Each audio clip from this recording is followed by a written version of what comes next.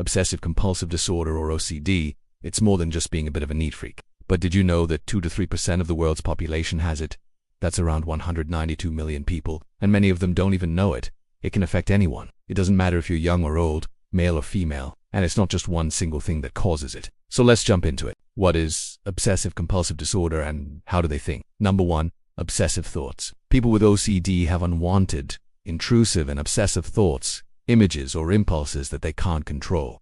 These thoughts are not like normal everyday worries. They're more intense and disturbing. Imagine having these thoughts. If I don't clean this table perfectly, someone will get hurt. Or if I don't check the oven 10 times to make sure it's off, we're going to burn down the house. These thoughts can be scary and upsetting and they won't go away. They just keep coming back over and over again. It's like having a really bad case of deja vu all the time.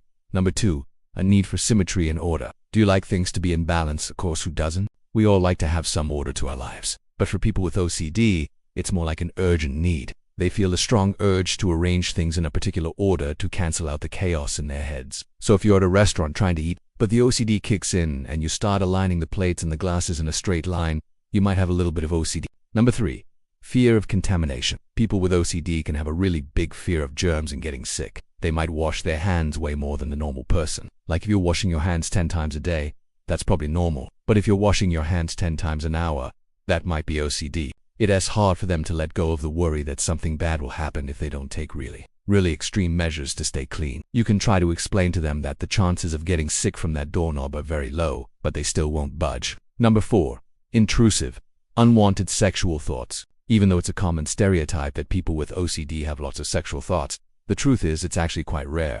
It's more common for people with OCD to have intrusive thoughts that go against their moral and religious beliefs. Like say you're a very religious person and you've been brought up to believe that any sort of premarital sex is wrong. Then intrusive thoughts about sex could be very distressing. This is called scrupulosity, which is basically when OCD meets religion. Number 5, checking and challenging. People with OCD often do things over and over again to reduce the anxiety caused by those obsessive thoughts. For example, if you're worried about a plane crashing while you're flying, you might check the seatbelt sign and the oxygen mask things more than the average person. If you have OCD, you might also challenge your thoughts by trying to convince yourself that everything is fine. But these things don't always work and the anxiety doesn't always go away. Number 6, they're not crazy. The main difference between someone who has obsessive compulsive disorder and someone who doesn't, that the person with OCD can't stop having those thoughts. It's not like they can't stop thinking about chocolate. It's more like they can't stop thinking about locking the front door 18 times before they go to bed.